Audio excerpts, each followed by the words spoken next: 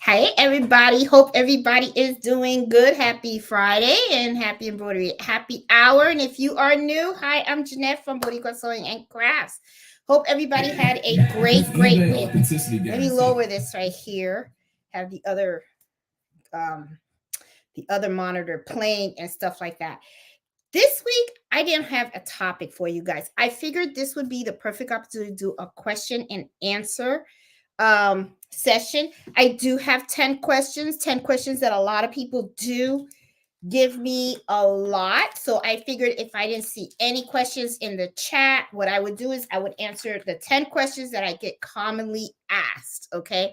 So this is your time to ask me anything that you want, and I will answer it however. Okay. So I'm going to talk to you guys questions that I usually get about embroidery. Okay. But before I start, let me go down the chat and let me say hi to everybody like I always like to do. And then if I see a question, I can answer it and stuff. So I see Peggy. I see Tiny Stitches and Crafts. How you doing, Tanya? I loved your determination. You're finally in our Facebook group. I think that's awesome. Hey, Veronica. Hey, Sandra. How you doing?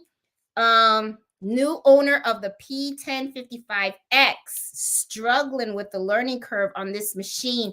Sandra, you're going to get it. Whatever you do, the one thing is you stay determined and you're going to learn it, okay? And you're going to make mistakes, okay? Lots of mistakes. So just take all those mistakes and use them as learning opportunities. So don't give up, okay? Hey, Marlene, how are you doing? Hope you feel better. Hey, Debbie, how are you? Sassy, how you doing? Hey, Susan, I see Christina. Let's see who else. Mary Beth, how are you? Hey, Susan, how you doing? I see Robin. I see Miss Miller from Atlanta coming on board. Hey, Jackie, Kim, Becky, Robin, Buffy, Cheeky, how you doing? Cindy, Karen, Joanne. I got to see the whole crew coming on board. Hey, Miss Masters, how you doing? Got a couple of new folks too. Hey, Baby Giant Services, how you doing? I see Tammy, Kathy, Rebecca, Deborah, Nina Stitch and Styles, Darlene, Eartha. I see Carol. Let's see. I see Jenny, Allison. All right, but I don't see any questions out there yet. I just see people coming in and saying hello. So I'm going to start off with the questions that I usually get from a lot of people out there. Okay, so I do have 10. If you guys don't have any questions, that's okay. I'm going to share with you. I was going to say show you. I'm going to share with you the kind of questions that I always get all the time. Okay. Now, the first question that I usually get is, what are the machines that I own? What is it, what type of embroidery sewing machines and everything that I have?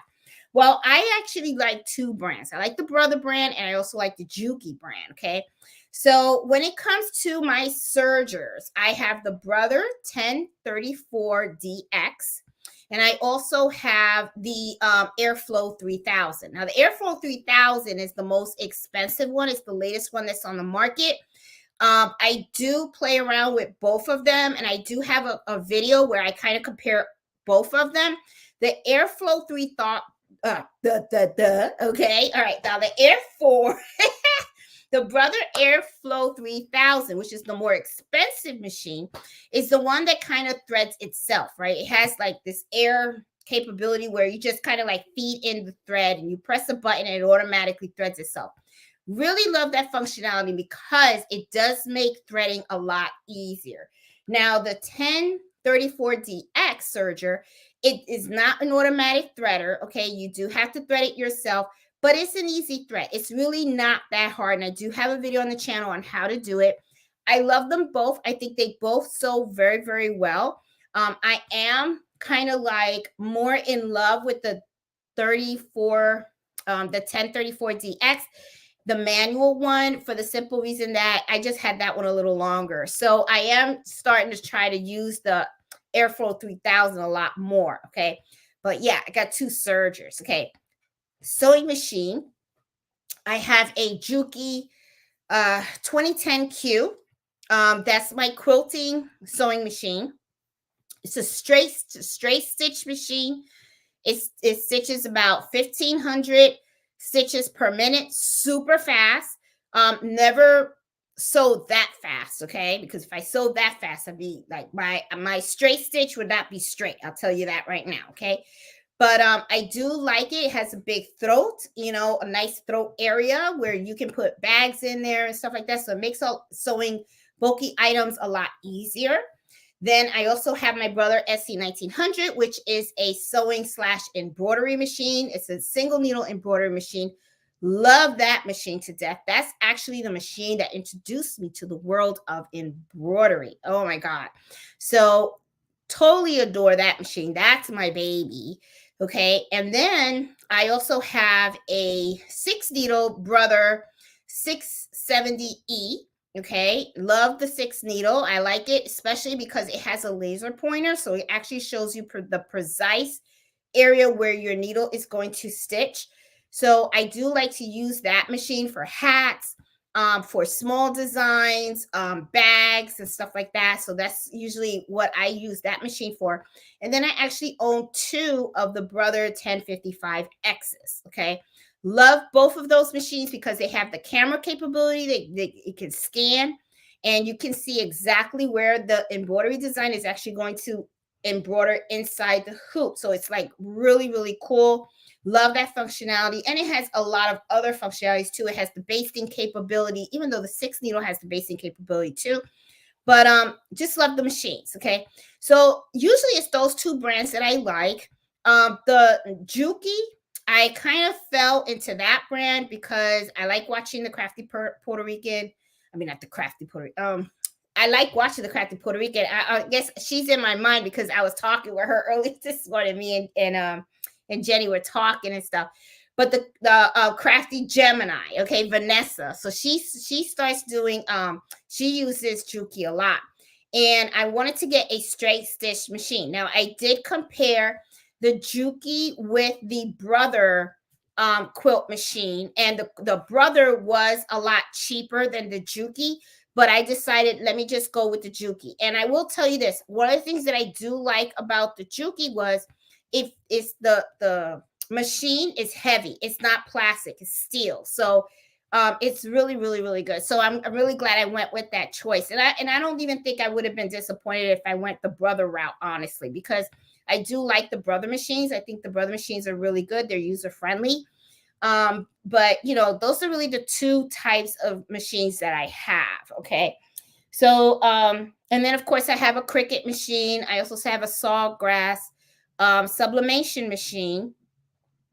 So yeah. Am I going to get into laser? No, I barely even do sublimation. I don't even do sublimation that much. I'm not big on the sublimation for the simple fact of this. Okay. And I'm not saying that it's a bad thing. It's just that for me, I what I don't like, this is the one thing I really don't like. It's ink, right? So anytime you put ink on something, you can't get it out, right? So when I make a mistake in sublimation, and you can easily make mistakes with sublimation, either you can put the paper on the item wrong, or maybe you don't tape it down strong enough and you get ghosting, or sometimes it smudges or the ink doesn't come out right or something like that. So it's like this. I've tried sublimation and it's like a hit and miss with me. But to be fair, I haven't done sublimation like religiously, right? My thing is embroidery. So embroidery is what I love to do. Okay. I am all things embroidery. So to be, even though I have the sublimation printer, unfortunately, I don't use it as much as I really should. But I'm going to have to change that, because I have it here and I'm going to have to do something. Okay. So that's one of the questions that I always get. Now, the next question that I always get from a lot of folks, especially other embroiderers, is they ask me, what is the favorite thread that I like to use? Well, I am not a brand name Pacific type of gal when it comes to certain supplies. Okay. I like to use what works. I like to use what is economical. if I do have to spend that extra money, it's a reason why you're getting that extra dollar from me. Okay. But you guys that have watched me for quite some time know I am pretty frugal. So I always like to look where I can get my supplies for the best prices. All right. So I do sometimes use candle thread. Candle thread is pretty cheap. One of the things that I do notice though with candle thread is you could be it could be cheap when you buy the thread. However, though, when it goes to the charge of shipping, wow, you're going to be paying an arm and a leg. So sometimes that extra money that you save in buying that thread could kind of cost you more money in shipping. So I say, to me, I feel like when you buy from them, you should buy the amount where you're going to end up getting the free shipping, which, if I remember correctly, I think it's like $150 or something like that for you to be able to get free shipping from candle thread.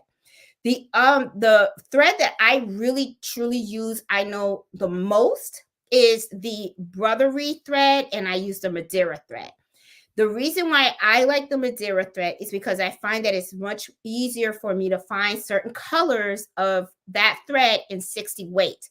And I do a lot of a custom embroidery for a lot of businesses around where I live, and they have their own logo. So sometimes their designs will have a certain area where when I stitch it out, it can't be stitched out in a 40 weight thread. It has to be used in a 60 weight thread because it's a very fine part of the design, right? Or sometimes they have fonts that are so small, they're less than a quarter, it's a quarter of an inch or less, very small fonts. That needs to be done in 60 weight as thread, 60 weight thread. So if I need to get thread of 60 weight, it's very difficult sometimes to find it from certain vendors, because a lot of times what people do is they sell the 40 weight, which the 40 weight is really the most common weight thread that you use in embroidery. But sometimes you need the 60 weight in certain areas of your design, or to use small fonts. So I like the Madeira because I feel that it's a lot easier for me to find the thread that I need in the color that I need with the weight that I need. Usually I get my Madeira thread from allstitch.com. Okay. I like getting it from them because the ordering process is very easy. Their shipping, you have to pay for it, but I think if you buy $175 or more from them, you'll get the free shipping. Okay.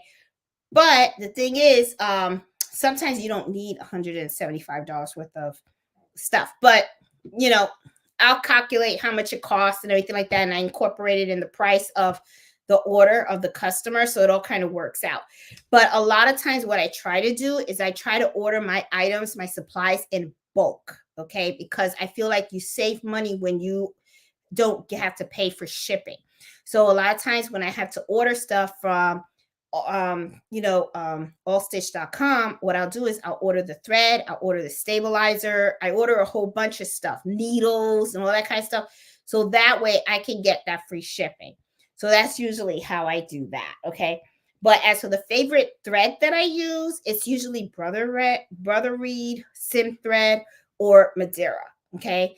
Candle thread I do have, but it's a I don't think it's like that. Oh, great. I mean, it's thread, right? It works.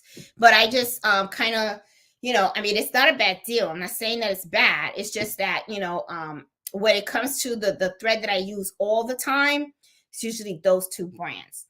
Now, stabilizers is something that a lot of people have to like really learn about. Okay. Sometimes when people start embroidery, they usually get like a pack of tearaway stabilizer and they think that's it. But as time goes on and they start to really learn embroidery, they start learning that there is a reason why when you go to the stabilizer section, there is so many different brands and there's so many different types. And then not only so many different types, so many different weights. So, embroidery can get pretty confusing for someone that's really new because there is just so much to learn, right? At first, it's like you get your machine, you get a set of needles and threads, and then you get some stabilizer, and you think, okay, I'm good, I can rock and roll, right? You could buy a couple of easy designs or pull some designs right from your machine, and then you start to embroider and you think everything's fine. But as time goes on and you start to really get into this, you start to try to embroider on different types of fabric, different that have different textures, and you start realizing that not all of it is the same. And you start to learn that when you are embroidering with certain types of fabric, then you have to really start to focus on what type of stabilizer are you going to use with that fabric. And then when you start looking at the design, you really start to realize that it's not just look at the design and stick it in the machine and press the button and go. Sometimes you have to look at that design. You actually got to study it, and you have to look at how that design stitches out using embroidery software. And then you also have to see if there's certain sections of that design where you may need to change the weight thread or the needle size. So as you start to really get into it and really start learning the craft, you start realizing that there's a lot more to it, and it can get kind of confusing pretty quickly. And what ends up happening is a lot of people end up finding out that embroidery is not something that's pretty cheap, because what happens is first you paid an arm and a leg for the machine, because embroidery machines are not on the cheap side at all. And then you're spending all this money on stabilizer, and then you end up spending all this money on thread. And sometimes you realize too that that box of thread that you purchased isn't enough. And it's not that you don't have enough thread. It's just that there are so many colors of thread out there, and so many different types of thread out there too. You got rayon, you got polyester, and then you have different brands, and then you have metallic threads. And each of these threads are different, and they will all produce a different type of result. So sometimes you can have like thread that's matted, right? And then sometimes you want thread that is pretty shiny because you want a certain part of your design to pop out. Sometimes people use, I think it's called Floria thread. And then you could use metallic thread. There's different types of textures of thread that you can use to really make a design pop. So there is a lot of things that people really have to look into when they're embroidering. It's not just, pop it in the machine and just pick a thread and put it in the machine and go. There's a lot of studying that goes ahead of it. So, along with that, the threads and the needles and all that stuff, part of that studying is, of course, the stabilizer. So when people ask me what stabilizer do I use, I will tell you I use a lot of different types of stabilizers. Depends on the project that I'm working on. I have sticky stabilizer, I have no-show mesh, I have heavy cutaway stabilizer, have medium weight stabilizer, I have tearaway stabilizer, I have stabilizers that are in rolls, I also have stabilizers that's pre-cut, I also have stabilizers for my hats, okay? Because I do embroidery on baseball hats as well. Let me see what else I have. I have cloud cover, I have topper, I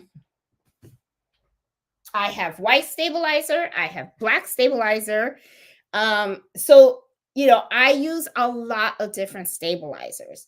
So the other question that I get a lot is where do I get my supplies, right? So for you guys that have watched my channels in the past know that I get them from almost everywhere, and I always say try to get the best bang for your buck. Okay, so usually, and I've done a couple of videos with you guys live where we kind of go shopping together, right? And I say, hey, let's compare prices on threads, right? So let's see how much this costs on Amazon. Let's see how much the price is on Allstitch, and let's go to the manufacturer's website and see how much they sell the thread for, right?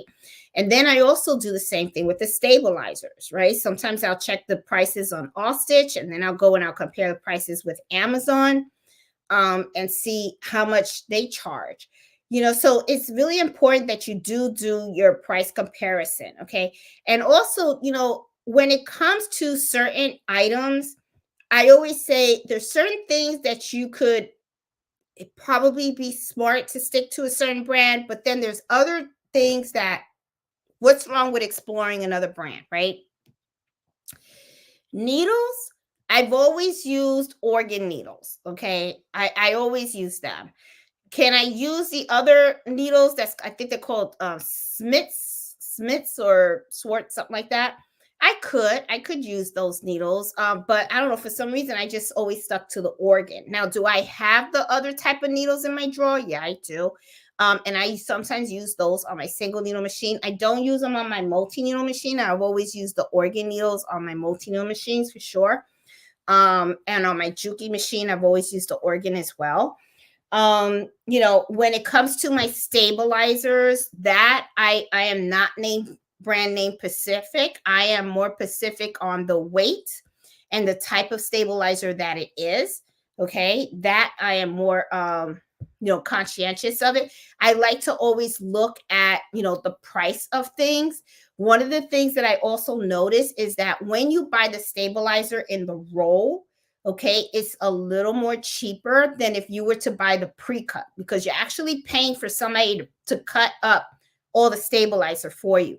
So usually what I like to do is I like to buy the roll, and then what I do is I cut up my own stabilizer. Like, I'll just sit in front of a TV with a cutting mat, and I will just take the roll of stabilizer and I'll just unroll it and I'll cut to the size that I need, and then I just pre-cut my own stuff. I feel that that's more cost effective than going and getting the pre-cut and stuff. So it's just an idea. Sometimes if you don't have the time to cut up your own stabilizer, then I say then that's when I would say, oh, then buy the pre-cut, because you're only really talking a couple of bucks. But the thing is, to me, a couple of bucks in my pocket looks a little better than their pocket. So that's why I kind of do it that way. What is my favorite thing to embroider? I love embroidering things that are flat. That is for sure. So if we have like dinner napkins, kitchen towels, that is my favorite. I have no problem embroidering like polo shirts or jackets and stuff like that. The only thing with clothes is that you really have to be careful in the placement of where you're going to embroider, right? So like, which is why I kind of like my Mighty Hoops and the Mighty Hoop Station, because that really helps for consistency when it comes to hooping my items. I know that the logo is going to be embroidered in the same exact spot. Okay, it's so much better. So the hooping station is really something that I really really like doing. It made his shirts a lot easier. Okay. But when it's my favorite things to embroider is really like flat items like the dinner napkins, and I like doing the handkerchiefs. I love doing the kitchen towels, which is why you see that as most of the things that I have in my shop. I like doing that. The clothes are okay. It's just, and that is the money maker, really, the clothes, because I get a lot of business owners that come to me and always they need the polo shirts, they need the jackets, they need the vest, the hats. That's what they want embroidered and stuff like that. So I'm like, okay, but they're okay to do. It's just that you really have to be careful in how you embroider that. Now, what is the worst thing that I hate to embroider? Kind of goes along with the question of what was the worst mistake that I made. It was when I lost the $2,000 on those book bags. Okay. So bags are not my thing. Okay. I don't really like doing bags. I mean, they're tricky, they're bulky. You really have to be super careful on how you hoop those things. You really have to take your time. And they can be very expensive when you mess up. I learned that firsthand, okay, because that cost me a pretty penny. So I was like, shoot, okay. So I had to eat that up. But yeah, so that, my favorite things are flat items.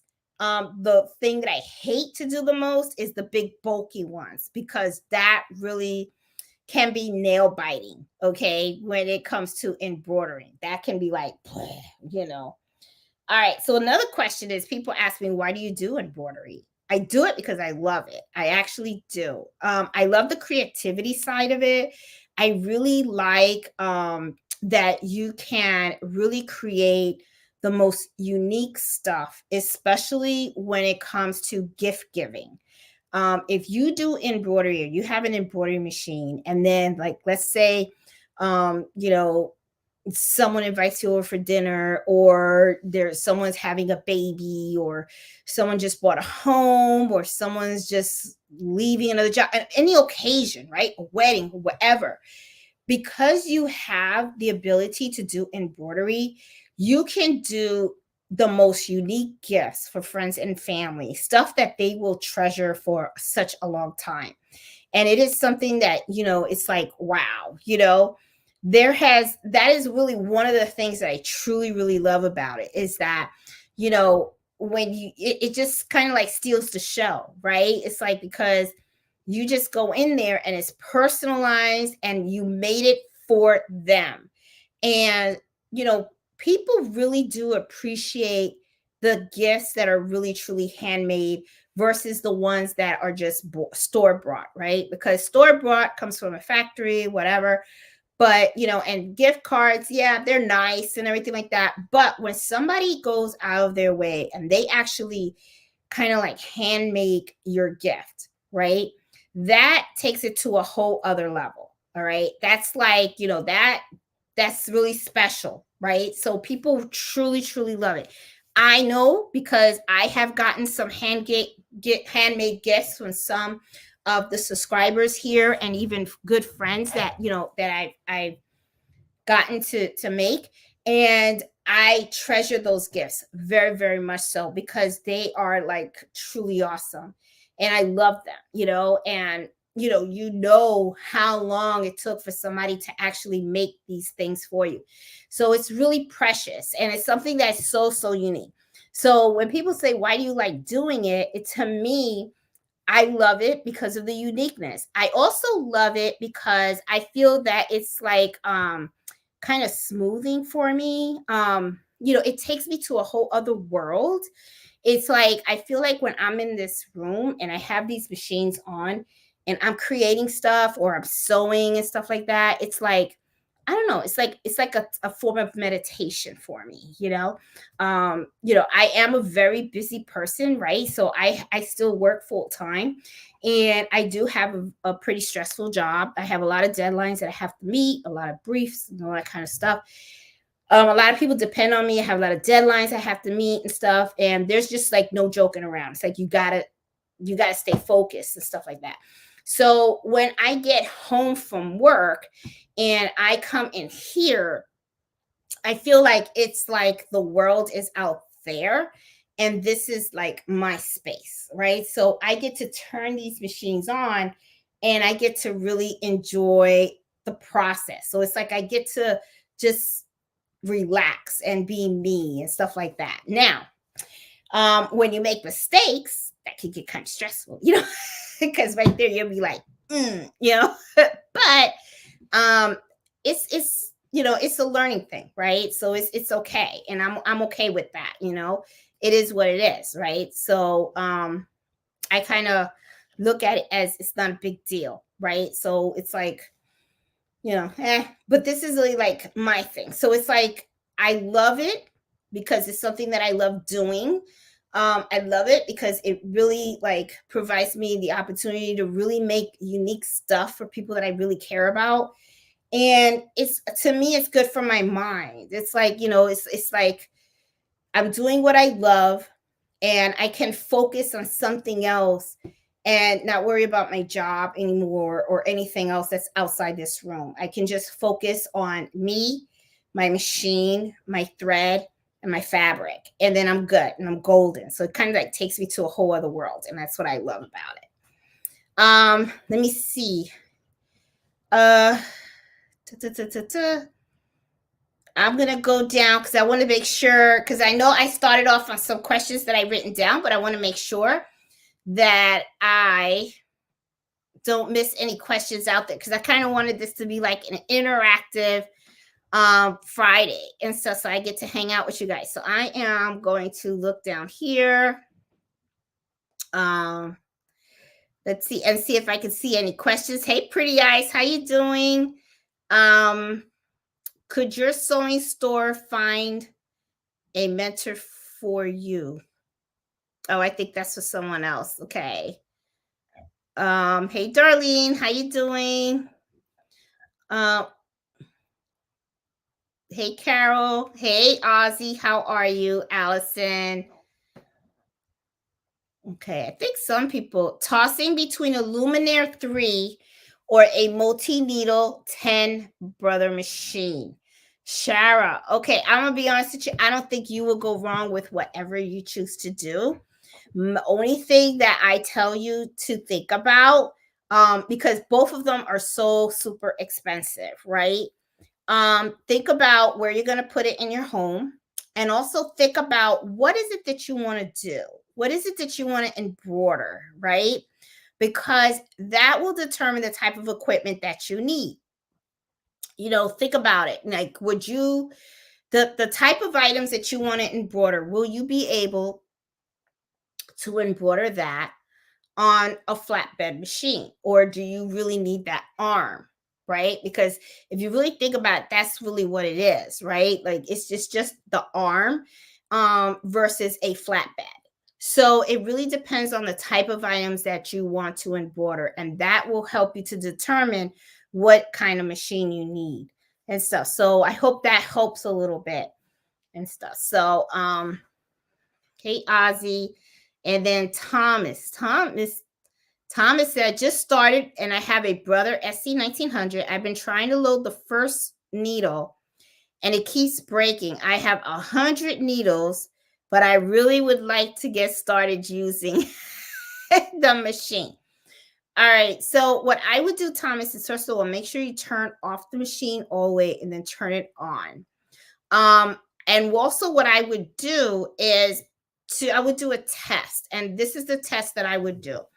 Put a fresh needle in the machine. And first of all, you want to make sure that the old machine was taken out completely. The other thing also is make sure that you're putting in the new needle in the machine correctly. Okay, remember when you put that needle inside the machine, you need to make sure that it is all the way up and then you tighten it.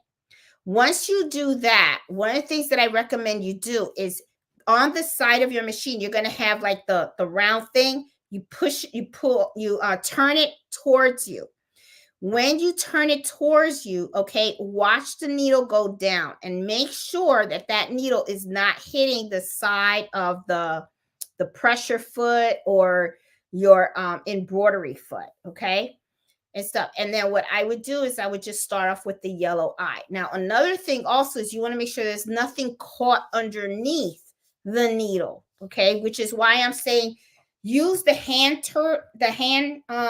turn towards you, so that way you see the needle go down, and turn it so that it goes all the way down and then go all the way up. That'll let you know if there's something interfering with it that's causing it to break. Okay, that's what I would do. All right, and if you see that it goes up and down, then okay, you're good. All right, because it could be also that maybe you have something caught underneath the in that area. Check your bobbin area, make sure that's cleaned out, that you don't have anything in there in the way. Make sure your bobbin's in there correctly and stuff, and you should be okay. The other thing you may want to try to do also is, the top speed of the SC1900 is $650. $650. 650 stitches per minute. Okay, you could probably want to go to your settings and maybe lower the speed to 500 stitches per minute to see if that helps a little bit. Sometimes needle breaks can happen because of the design too. Okay, If you have a design that is extremely dense, okay, and you're using a ballpoint needle, okay, but somehow the design is kind of poorly done, that can make the needle break. Okay, so try a different design. That's another thing that I would offer is instead of doing a design, see if you can stitch out a letter. Okay, just to make sure that it's nothing wrong with the actual machine. Okay, then it could be that maybe the needle is wrong. So you're gonna have to like look at different things in order to try to fix that problem and stuff. If you see that when you turn the needle and the needle is hitting the foot, okay, that could be one of two things. Either you got a misalignment on the machine and you might have to take that in, okay, and hopefully that's not it. Or it could be that maybe you put your foot in wrong too. Okay, maybe you don't have it in there correctly, and that's why it's misaligned, and that's why when the needle goes down, it's hitting the foot. Okay, so I hope that helps a little bit. Okay. Hey Nancy, how you doing? See my sister's online. Hey Pearl, how are you? Hey Crafty Puerto Rican, how you doing? Let's see, Patricia, how you doing? Let's see, you I'm looking for the questions to see if anybody got questions. Okay, I see Thomas put his concern in there again. I think I got you though. Let me see. Hey Nevelyn. Hey Terry, how are you? Let's see. Have I ever used exquisite thread? No, I have not. That thread I have never used. I've heard of it. I have heard of it, but I have not used it. And I have to slow down, okay? Because I'm gonna tell you something. I got so much thread. That is not, it's not funny. So I got a lot of thread. So I have to use what I have, but I have not used that thread.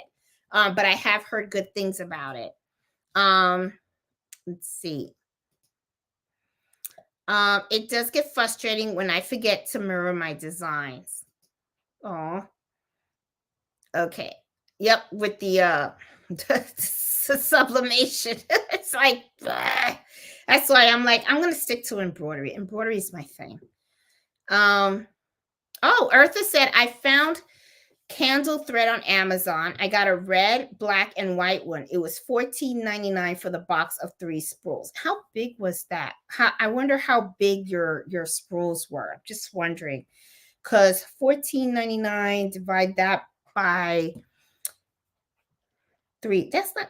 I don't think that's bad. My math is like all over the place. Oh, I just saw the calculator too. Let me see. Okay, $14.99. Divide that by 3. That's like $5. Yeah, that's about 5. That's about right. I think that's what they sell their threads for, like $5 a spool. So that's not bad, or Eartha. I think you got a pretty good deal there. And so, hey Yolanda from California, how you doing? Okay. Said I was given a few spools of Madeira thread. Love the color tones and the shine of it. My machine came with the spools of the exquisite thread, and I love it as well. Yeah, I need to check them out. I do need to check them out. Let's see. Hey Thomas. Let's see. Oh, Miss Moon. Hey Jeanette, just ordered my home hooping station. I used your promo code. Thank you. Oh, Missy Moon. Oh, you're welcome. Thank you for using the code. I appreciate that. And so you're gonna love the hooping station. I'm telling you, I love it. They have the hooping station for the single needle machine. They have it for the multi needle machine, and I love them both because you get precise placement. So that's what I love about it. Let me see. Karen says, Thomas, do you have the right needle with the flank shank you should put in the back? Yeah, that's what I'm wondering. And yep, he said he does have the right one. Oh, okay. Man, Thomas, I wish, you know what? I'm like wondering, could you take a video of how you're putting the needle in? and stuff. I wish we could just kind of like see a video of it and stuff. And I bet you we would probably, if I had a visual, I probably would be like, that's what you're doing wrong, and stuff. Because I know one of the things that some people do wrong. Oh, poor Thomas. He's like very frustrating. Yeah.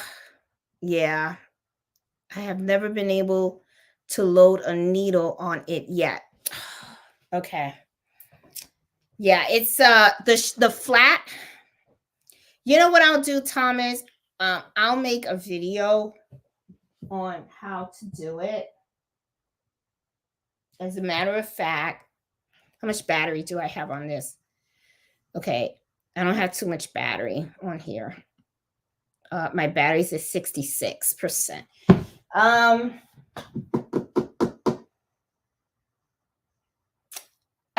I feel bad for Thomas. It's like, oh God. Okay. All right. Okay, guys, I'm gonna unplug you. Let's go over there because we got to help Thomas out. Because this is, I'm gonna see what I can do to try to help you out, Thomas. All right, so I'm driving you with me. Oof, you guys see the lights in the back. All right, I'm going to move you around. Hold on, because I want to see what I can do to help Thomas, because I know the frustration and I don't, hold on. I'm going to move you guys around a little bit here. And I got my SC1900 right here. So this will help, okay? All right, Thomas, I'm doing this for you. All right, guys. All right. So, all right. I'm going to turn this on. Here's my SC1900. And I know it's a little bad.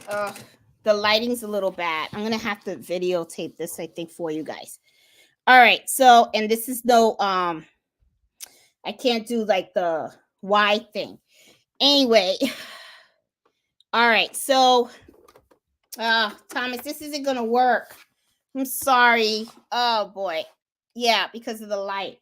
All right. This is what I'm going to do, Thomas. I'll make a video for you. Okay? And I will use my camera where I can zoom in and stuff like that. There is a part in here where if you look in the front of your machine, you're going to see like a round circle, okay? You have to have the flat part of the needle facing the back of the machine. Then you're going to lift it all the way up until the top of the needle hits the top of the circle. And then you have to screw it in, and you have to screw it in tight.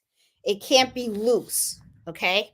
If it's loose, it's going to break. Now, don't do it so super tight that then you break the machine, okay? But you want to, let me change chairs. You want to do it that, I think I need new cushions in my chair. I need to lose weight. That's what I need to do. You want to do it tight so that it doesn't fall out. Okay. So I hope that this helps a little bit.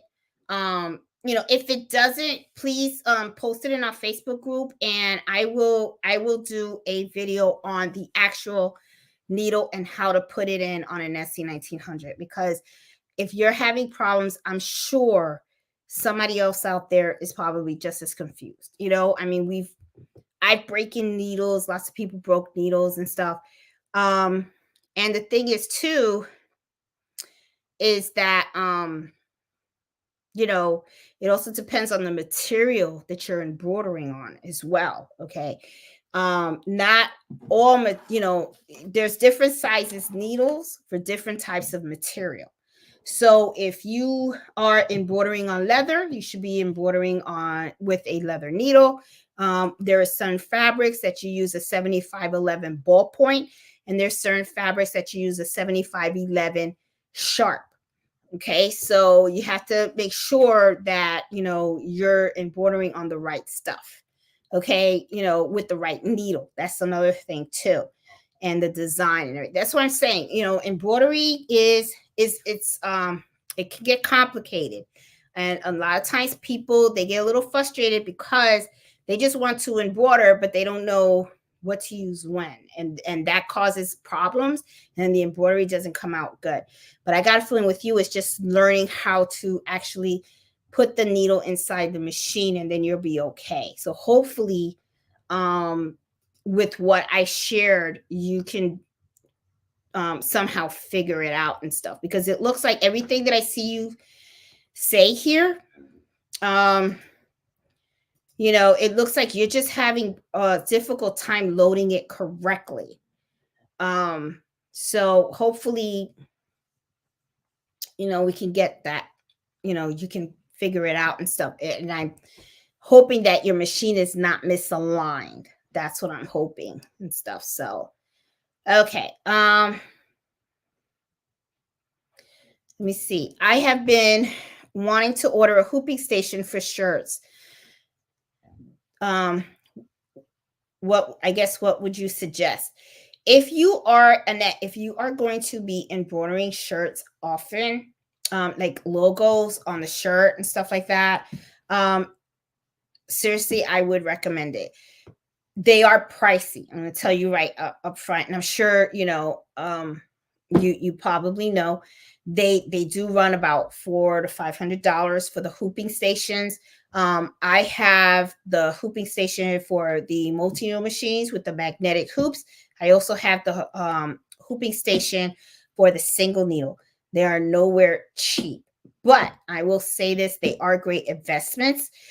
If you have a single needle, Annette, what I would do is on the channel, look for the video that I did that's called In Debt, a review of the master hoop station. Okay, that's the hoop station for the single needle, and you will see exactly how I use it for doing shirts and all that kind of stuff. It does make the process a lot easier. Seriously, it really does.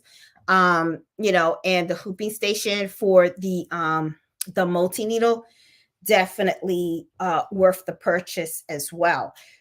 It's something that I do use every single day. I even use them when I am hooping my dinner napkins, even flat items, not just clothes. So it's something that I really use a lot.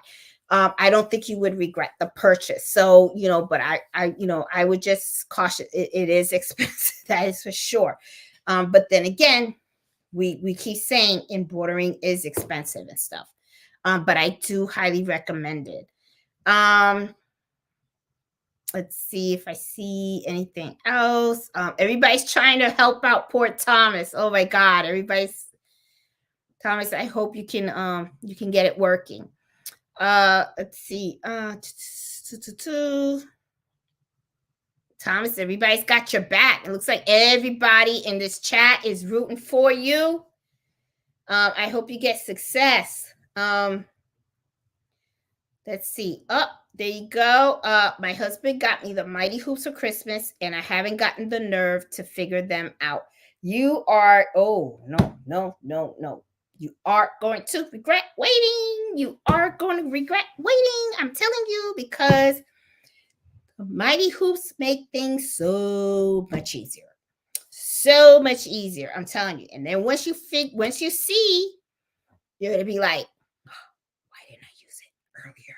I've been struggling. I don't even use the old hoops that come with the machine. That's how much I love them. They're in the closet. I don't even use them.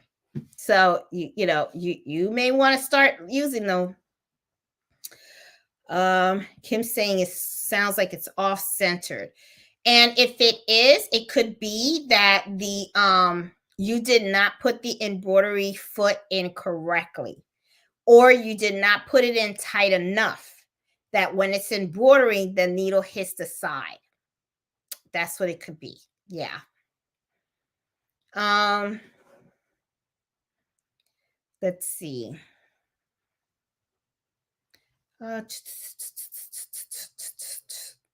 Wow, everybody's trying to figure out. Thomas, you got everybody on this, okay? Everybody's trying to figure your machine out. Everybody. That means everybody's rooting for you. Let's see. Everybody's in on it. Hey Joan, how you doing? Um,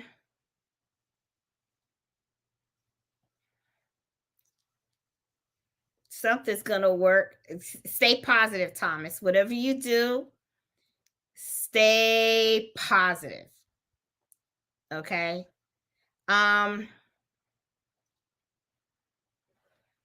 Joanne, do your coworkers at work know you do embroidery? Um, some. I don't let them know about it. When I go to work, I really don't I don't really share my personal stuff. I don't like sharing my personal stuff with people at work. When I go to work, it's to work. I just focus on it. I just see the small talk and everything. Um, they some folks around me know that I do the embroidery, and they kind of found out I had a channel too and everything, but I don't like advertise it or anything like that. When I'm at work, I just work. That's all I do. I focus on their task, on their job, because I'm on their dime. Um, you know, this, is my thing. So, but I don't do embroidery for people on the job. Um, and even if they ask, most likely I would probably won't do it for the simple fact that I prefer to keep work on one side, my personal life on the other side. That's usually how I do. That's just me. Okay. With me, it's like I just prefer to just work.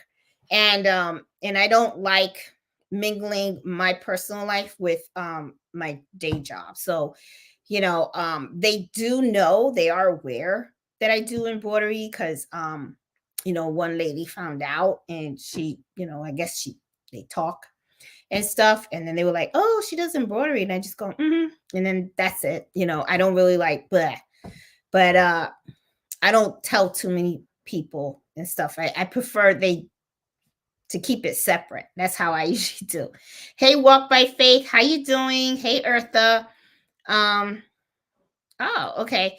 I recently embroidered 10 dinner napkins. They came out great. My question, do you pre-wash them? I did starch them. No, I do not. Doris, I don't pre-wash any of my items that I embroider. I don't. I always just put starch on them.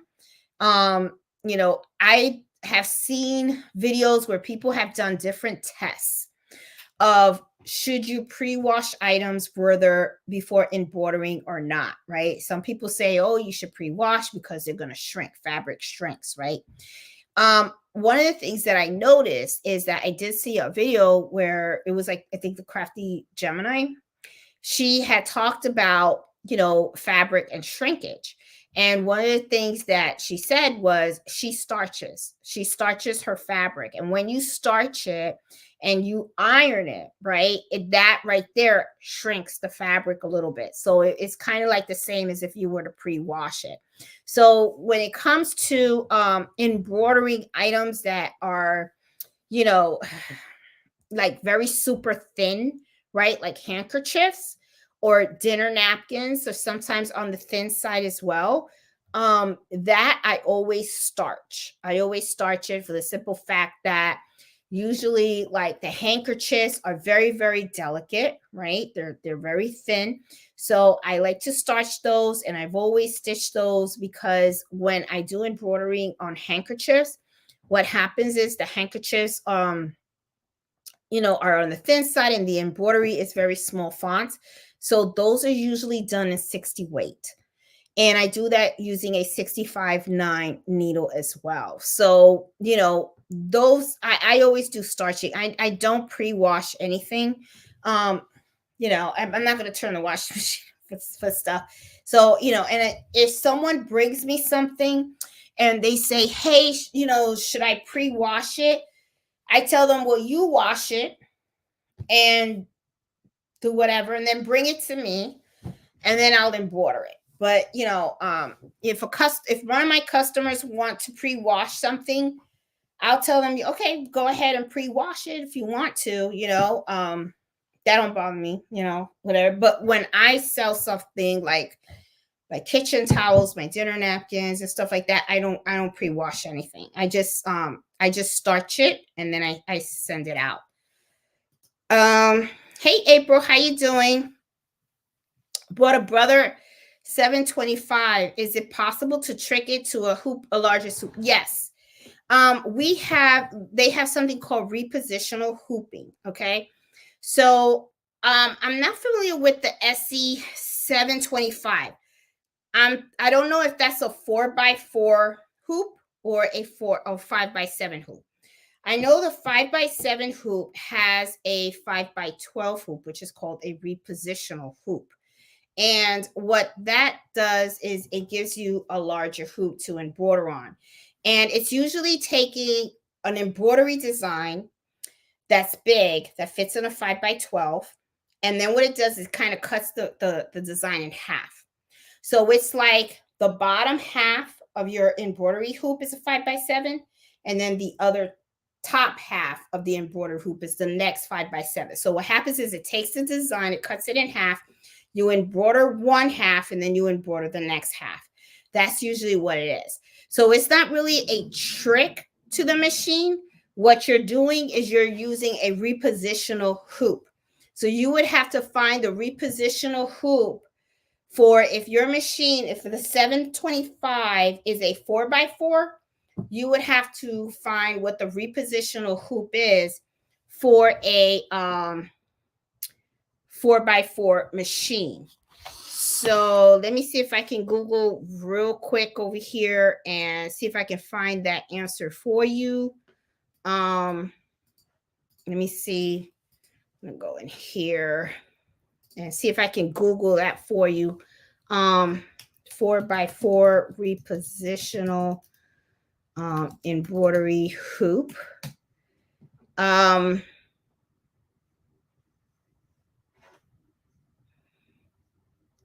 A 4x4, a larger, okay, you would be able to get, hold on, I'm looking right here. Let me see what this size, it says 4x4. Okay, it replaces the brother. Hold on, let me make sure I read this right before I tell you. And then you're like, Jeanette, what did you tell me that for? Okay. Yeah, got high ratings too. Okay. It doesn't say the size. Hold on, I'm trying to get the size for you. It's okay. It goes to a 6.75 length to 4-inch width. That would be the larger hoop for a 4x4 hoop size. And I think in SC, you said you got a, hold on, I'm looking for your machine now to see. And I believe your SC 725, SC25, hold on. It's a 4x4, isn't it? I think it is. I think you're a 4x4 machine. Yeah. Let's see. What does this say here? Yeah, it looks like a 4x4. Yeah, so you would be able to get a bigger hoop. That's a 6.75 height, and then the width is 4 inches. So that's as big as you can get, April. But you would have to get a repositional hoop. Okay. Let me see. Okay, how often do you do a bobbin test? I do a bobbin test once a month. I do it all the time, actually. I do it more often. I run my machines a lot. Okay, and because I run my machine a lot, you should do the bobbin test. And this is one thing. Me and the Craft Puerto Rican, we were talking before I got online and stuff. And let me tell you, we talked about this. You know, I see this all the time on Facebook groups, and I just have a difference of opinion here. Okay. People always come out and then they say, you know, they do embroidery, and then they see that the bobbin thread is showing on the top. And then that's a tension issue. That means your tension is off. Okay. So you have to fix the tension on your machine. Right away, you see a whole bunch of people on Facebook that come out and go, don't touch the tension. Don't touch the tension. You know, don't do that. You're going to break the machine. And I'm thinking to myself, wait a minute, guys, come on. You're embroidering. You are a machinist. Okay. You are a machinist. You should know this machine. You better learn this machine. Okay. Because if you're going to be calling a technician in to fix that machine, every time you have a tension issue, I hope you have a very, very heavy pocketbook with a lot of dough into it. Because I tell you what, I'll run and I'll get my certificate to fix sewing machines, and you can hire me. I'll go to your house every month and fix that machine and take your money. I'm serious. Learn your machine. You have to learn your machine, okay? I mean, that is one thing that you hear it all the time. It's like you're working on the machine and you're scared of it. You got to learn it. You got to learn it, okay? The more you embroider your machine, first of all, you're embroidering. Your machine is shaking a lot, okay, while it's embroidering. You ever watch your machine while it's embroidering? That thing is going quick, okay?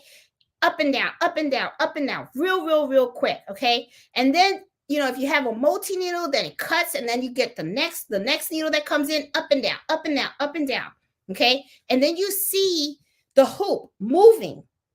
The hoop is moving as the needle's going up and down. That's a lot. That's a lot of movement, okay? Your thread eventually is going to miss, you know, the tension is going to get messed up. I'm not saying it's get messed up like that, okay? It takes some time to do it, but you see it all the time. You see some people are embroidering, and all of a sudden they're like, oh my God, now the bobbin's showing on the top. What's going on? You better learn about how to set your tension on your machine on the top, and you better learn how to set the tension on the bobbin. You got to learn your machine. Don't be afraid of your machine. I mean, some people act like the machine's going to have some kind of hand and it's going to come out and slap them in the face or something. No, it's not going to do that. Okay, you got to learn. You got to learn what's happening, why it's happening, how you can fix it. And I think I've heard you guys say this. I mean, or I told you guys, okay? You can tell I'm kind of tired, but hey, when you take your machine into the technician, ask if you could sit there, watch them fix it, watch them, ask them how to fix it, okay? So that you can learn, so that you can understand what tension is, how, you know, how the top tension can affect the stitch out, how the bobbin tension can affect the stitch out. Okay, so that when things go belly up, you know how to fix it. You know, don't be afraid of your machine. I see it all the time. People buy these machines and then they, you know, it's like they get so, I don't know, like it's so delicate or something like that. You know, I don't get it. You know, it was the same thing. Like I remember when I bought my Tesla, right? People were like, "Oh, you can't take it to the car wash. You're gonna mess up the car. You're gonna mess up the paint." It's a car. You know, you paid all this money. You're gonna tell me you can't wash it? I'm like, please, what is it? Paper? I'm like, come on, you know? So learn your machine. I'm serious about that. Learn your machine, okay? You got to learn the tension. You got to learn how to work that machine, okay? Don't be afraid of it. And just like, you know, like and I don't mean to pick on poor Thomas and stuff like that, but right now he's having an issue with his machine, right? He's like, what the heck? I can't thread this machine. But I bet you, and once he knows what the heck he's doing wrong, he's going to understand how the foot goes right, how the needle should be inserted. Believe me, it's going to be like, he'll never have that issue again. He'll know exactly how to fix his machine. You know, he's not going to get any needle breaks. I know it and stuff. Next week, then he'll talk about tension. Let me stop. I don't want to say it, but you know what I mean, okay? I mean, you have to learn. You know, it's a process. Let's see. Hey, Joan, how you doing? Let's see.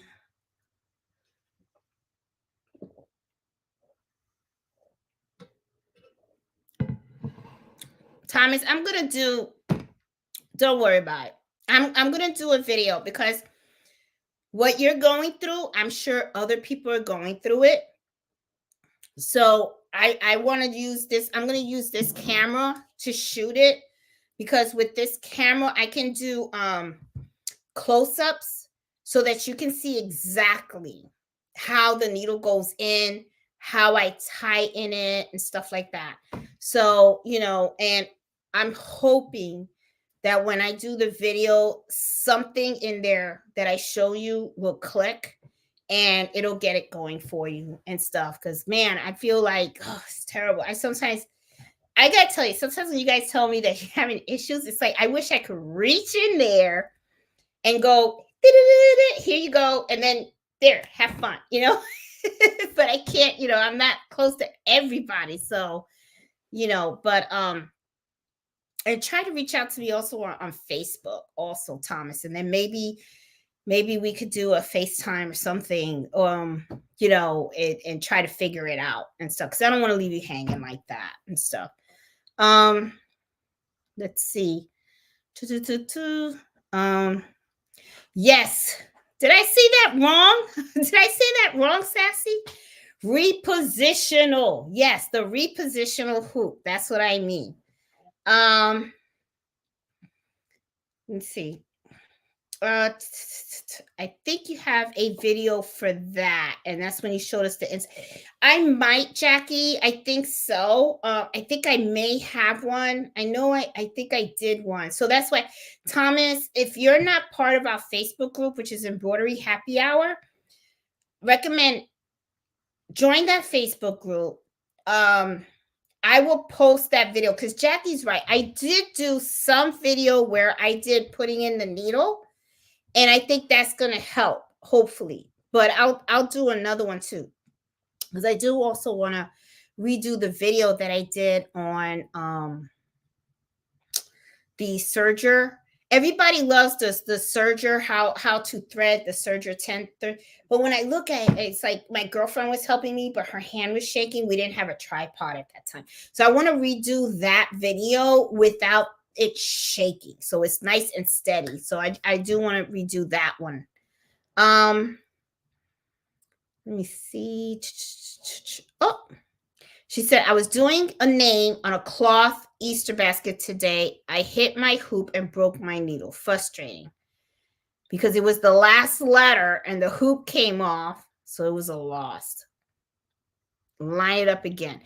Well, I tell you what, this is where my favorite item comes in, okay? Because that's another question that I get a lot. What is your best embroidery tool? You guys are gonna laugh, okay? Because I ain't kidding, all right? This is my favorite embroidery tool. It's the most hated and the most loved. Bing, the Peggy Stitch Eraser, okay? This has saved my behind so many times. When you make a mistake and you have to sit there and undo those thousands of stitches, this is what I use. I'm telling you, it's like, and I don't know if you guys watch Liliana on Embroidery Now. She did a video where she was doing jackets, right? The back of jackets. And I don't know, something happened to one of her machines. It got misaligned or something. And she has thousands of stitches already stitched on the jacket. Hey, Mello, you want to say hi, boo-boo? Okay, here comes Mel. He wants to do his cameo. All right, here we go. All right, everybody sees you, boo-boo. You're cute. Okay, everybody sees Mello. We all love you, Mello. Yeah. Okay, so, all right, now he's gone. He has to do his cameo. Yeah, he should have his own channel, I think. So anyway, she was doing the back of a jacket and she did thousands. It took, I think, 4 hours of her using the stitch eraser and of course scissors and also a seam ripper to get everything out so that she can re-embroider it. Oh my God. So it's like the most hated and most loved tool of embroidery because I don't care how long you've been embroidering, okay? And let me tell you, she's been embroidering for over 20 years, okay? You still make the boo-boos. You still make the boo-boos. So you got to make sure you have the right tools for those boo-boos. And this thing has really saved me. Now, I have two Peggy Stitch erasers. I have a cordless one, and then this is the corded one. This is the one with the cord, okay? So I like using my cordless one better. But the thing is, sometimes I don't have it like fully charged. So I'll start off with my cordless one. And then when I see that the battery's kind of low, whatever, and I have to recharge it, pull this sucker out. Okay. And I stick this in the wall and it's fully charged all the way so I can finish it. The thing is, you got to be careful. You don't cut your fabric. Okay. But yeah, this thing has saved me so many times. So yeah. But yeah, it sucks when you make mistakes, Karen. I feel you and stuff. Let me see. It would be fun to have a happy hour where everyone tells their favorite hit or tip about embroidering and sewing. But you can do it now. You can do it now. You can put it in the chat. You can put it in the chat. But I like that idea. I like that idea. And I think I've done one with helpful tips and stuff. I gotta look, Joanne, and stuff. Ozzy said, finally, another guy in the group. All right, Thomas. That means you guys show up because you guys support Ozzy, okay? Ozzy got a buddy now. Let's see. Look at that. Everybody still, does he have the needle pushed all the way up? Thomas, everybody's got your back.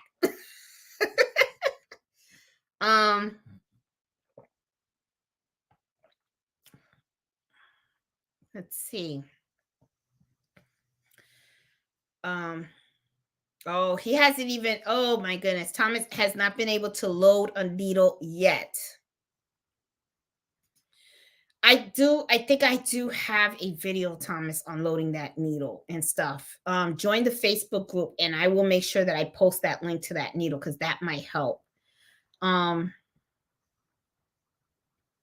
Let's see. Hey, Rita, how are you? Hey, LaTanya, how you doing? Oh, yes, please remember to hit that like button.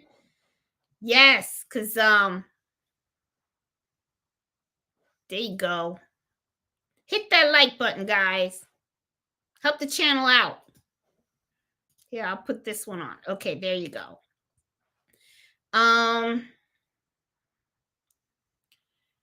Let's see. I'm going down here. Let's see. I'm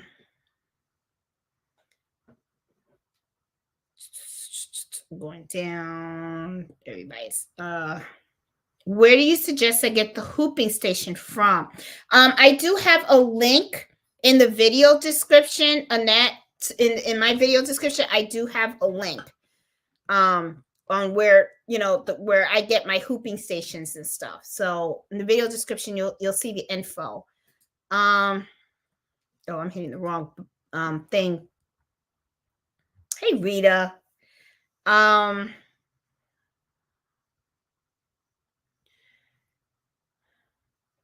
Yes, and here's another good tip from the Crafty Puerto Rican.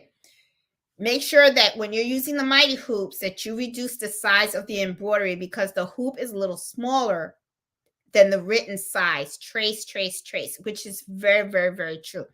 When you take a mighty hoop and you put it next to the original hoop, you're going to notice the original hoop, the size of that hoop is a lot thinner. The mighty hoop is a little bit thicker, and it's because it has to be, because it's the magnetic, right? But you lose that little bit of space, but it's not much. But like she said, you got to make sure that you reduce your size, because last thing you want is that when you start to embroider, you hit the size of that embroidery hoop. You don't want to hit the side of it. So that's really, really important. Can you talk about people not being afraid to adjust tension on their machine? Tension kicked my butt, but I fixed it. Perfect tension now. Yep, and I did. I mean, people, yes, Buffy Chick. I mean, you have to learn your machines. You got to learn them. I mean, you may not like that answer, But you better learn how to hug that machine and learn the ins and outs and how to fix it and all that stuff. And a lot of people, I'm telling people always come, don't touch the tension, don't touch the tension. Like the machine's gonna go boop, and it hit you or something and go boop. No, it's not gonna. Learn your machine. Learn it. Learn it. Okay. You can only get better. You can only get better. Okay. You know, your skills, it's about skills, building those skills. You got to do it. Hey, so creative, how you doing?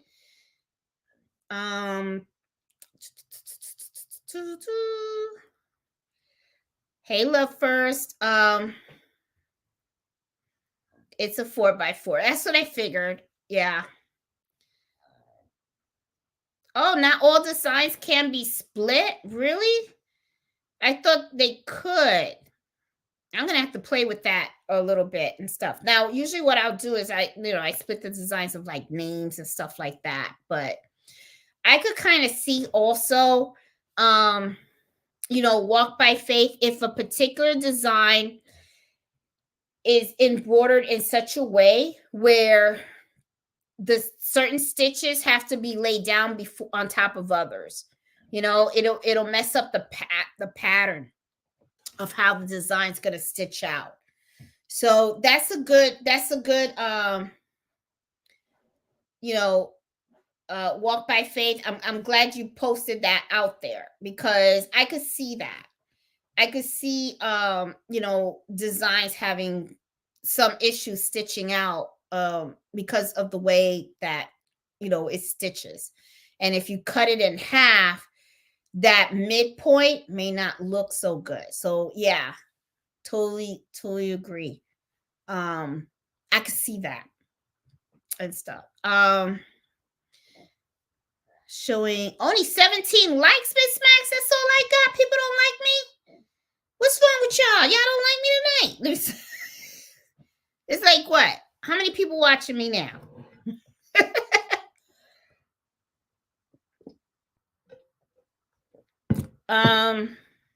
Hey Liliana, I just mentioned you and stuff. For you guys that don't know, this is my buddy Liliana Print Now, and she has that's the name of her YouTube channel. She's the one that I told you we all make the mistakes. She had a video where she had to pull out. Liliana, I was talking about how you had to pull out your boo-boo that I have too, which I had to pull out several times myself. And it's not fun. But I'm glad I got it. It's like I was telling folks, it's the tool you hate and the tool you love, because when you mess up, you're glad you got it and stuff. But yeah, I mean, and we all make the mistakes. We all make the mistakes. So yeah. And then for you guys that don't know, also, Crafty Puerto Rican, she does, this is her channel also. This is Jenny's channel and stuff. And she does videos on the Racoma and stuff. And also, please, Crafty Puerto Rican, I know she has an affiliated link now with Racoma. So if you're interested in learning about the Racoma embroidery machine and how it works and all that kind of stuff and everything, recommend that you watch her channel because she does videos on how to use the Racoma and everything like that. So, and she's got an affiliated link for it too. So please drop that link in the chat so people could see it and, and they could watch your channel, Jenny, and stuff if they're interested in getting that machine. Let's see, I'm going through here. Liliana's in the house. Okay, and then yes, and oh my God, yes, my favorite, pre-wand bobbins. I ain't gonna lie to you, when I first started doing embroidery, I was like so super cheap, okay? Because I started to see embroidery was expensive, right? And I was just like, oh God, it's like money. I felt like my money like was flying out of my pocketbook, right? So I decided that I was going to wind my own bobbins, right? So I went and I bought bobbin thread, and I bought all these plastic bobbin things. I was going to put it in my SC 1900, and I was going to wind all my bobbins. Like I was going to take an afternoon and just wind a bunch of bobbins and stuff like that. Well, found out that I wasn't very good at winding bobbins. Okay. So I ended up buying the pre-wind bobbins, which ended up, to me, I looked at it as it was more economical than making my own. So yes, I am totally in agreement with Ozzy. I love my pre-wind bobbins. I don't have time for winding bobbins. I will only wind the bobbins if I need a bobbin in a particular color. Then I will go ahead and I will wind a bobbin. But other than that, nope. I buy the pre-wind, just like Ozzy said. Let's see. Repositioning hooping is tricky. It can be, Raynette. I agree, because it depends on the design. Like Walk by Faith said, sometimes not all designs play nicely with the repositional hoop. But one of the things that I say is just try to keep it simple. If you have like a real simple design, try it, and I always say test stitch your designs. Okay, a lot of people don't like test stitching their designs. They think it's a waste of time, a waste of thread, and all that stuff. But I'm gonna tell you something. What's a real waste is when you don't test the design, and then you go to embroider on your shirt or your sweatshirt or your hoodie or your jacket, and then it comes out all jacked up. Then you're gonna regret that you didn't do that. Okay, so it can be tricky. Yes, it really can be. Let's see.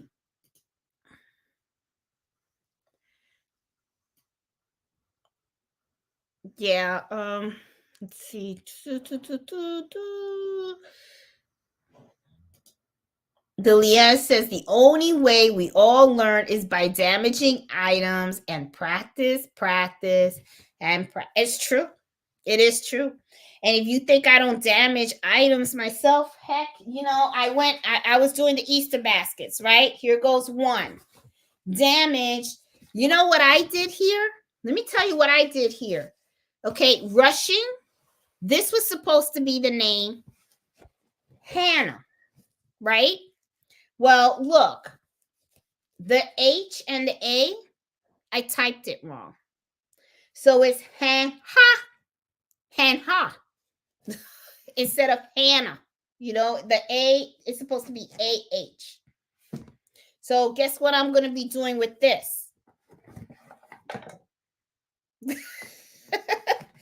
And it's a pretty cheap thing. And then probably what I'll do is I will probably, I don't know, maybe put a patch. If it comes out funky, then maybe I'll put a patch or something like that and everything. But yeah, this is going to be Peggy Stitch Eraser. See if I could save it. If I can't, no big deal.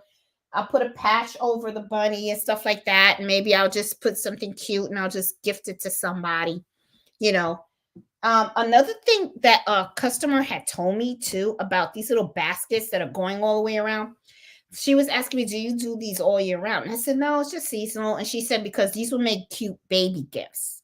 And I was thinking to myself, these little, I don't know about so much a basket with a bunny, but a little basket like this that's plain, like this would definitely be a cute baby gift, because what you could do is embroider the child's name across, right? And then you could put the baby gifts inside, and you can do like the bib and the onesies, a baby blanket, stuff like that. So I was like, oh, okay, I could see that. As like, a baby basket, and so because a lot of people do those too. So, is there a way to go back and redo one letter on the embroidery design on the SC 1900? If you have not removed it from the hoop, yes. What you would do is you would go to the needle that has the plus and the minus sign, and you would have to subtract and go all the way back to the spot where you want to re-embroider, and then you can go ahead and embroider from there. Okay, that's what I would do. There is a back and forward button on the machine. However, though, if you took it out of the hoop, that's going to be a little bit of a challenge because you have to hoop it right in place and then go ahead and embroider on that. That is much more easier to do on the multi-needle machine that I have because I have a camera that scans. So when I'm scanning, it'll show me where the design is, and then I can move the design right on top, and then I can redo it if I take it out of the hoop. With an SC1900, if you take it out of the hoop and you rehoop it, chances are you're not rehooping that exactly at the same place. So you're going to have to do a lot of adjusting. So, to me, it's probably like, that's going to be tough to do. So if you have to go over something with the SC1900, do not take it out of the hoop. Make sure you leave it in the hoop and then just go backwards. That's what I would do. Okay. Hey, Annette. I love you. Tell us what you really need. You better learn those machines. Annette, I'm telling you the truth. Oh my God. You're going to get stuck. You're going to get stuck. There's something happens. You're going to be looking at it like, come on. You got to learn that machine. Learn it. Oh, that's right. You're right. I thought your machine got misaligned. Yeah, Liliana said she had one of the clamps and it got stuck in one of the corners and then it got messed up. Yep. Take out the stitches with the Peggy Stitch Eraser. Yep. That's what I'll tell you, boy. It's the tool we hate, but the tool we love. I'm telling you. It's like, that should be the slogan. The tool you hate and the tool you love. Kind of like the seam ripper, Yes, Mellow. I have an SC1900. Someone gave me a larger hoop for the brother. Would this be compatible with the it should be. It should be, because the only difference between, if I remember correctly, no, wait a minute. I think I'm telling you wrong, Pam. I think I'm telling you wrong. I was ready to tell you wrong. I was going to give you wrong information, the wrong 411. Then you'd be cursing me out. Hold on a minute. All right. PE 700. Is that 4x4? Or is that? No, it's a 5x7. Okay. If it's a 5x7 and then you have an SC1900, which is also a 5x7, it is compatible. Yes, it's compatible. Okay. It is. So you're good. You are good. You should have no problem. What magnetic hoops do you suggest for the single needle machine? If you go on the channel, what I would do, Tanya, is I would go ahead and search magnetic hoops on the channel. And you will see, there are two types of magnetic hoops that I have on the channel. It's a 5x7 and I have a repositional hoop that's a 5x12. Okay, and they're both pretty good. Those are the ones that I use for the SC1900 for the single needle. Let's see. Does anyone know how to reduce the size on the file? Yes, Cindy. If you have a Brother SC1900, there is a button. There's a button that says size on it. It's in the settings. And it has the arrows pointed in. And when you press that, it will reduce the size of the design. Now, you should be able to reduce, if you don't have a Brother SC1900 or you have a multi-needle machine, sometimes the machines do have the capability to change the size on your machine of the embroidery design, or you can use embroidery software to also reduce the size of the design. However, though, one thing that I do caution, when you are changing the sizes of designs, you have to understand that you are increasing or decreasing the amount of stitches. So there's only so much that you can increase and decrease, okay? You can't buy a file that is a 4x7 and say, oh, that's a cute design. and the design is this much, and you come out and say, I want it to be this big. It's not going to happen. You can't do that. Okay. We're talking about changing the design size by a little bit. Okay. Just a little. You can't go from here to here. If you want it from here to here, you got to get it redigitized. Okay. Or you just have to see if they offer that particular size and you buy it. Okay. But usually on the machine, you can increase or decrease the size, but like I said, not by much though. Okay. And if you can't do it on the machine, you can do it with embroidery software. Okay.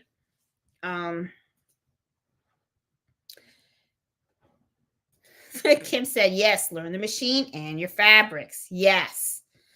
Oh my goodness. I got the needle loaded and threaded. Yes, indeed. It's not too late to start tonight, but I'm going to start in the morning. I hope I can sleep. Excited. There you go. Success. See, that's what I'm talking about. Thomas, there you go. Oh my God. Awesome. Awesome. Awesome. Awesome.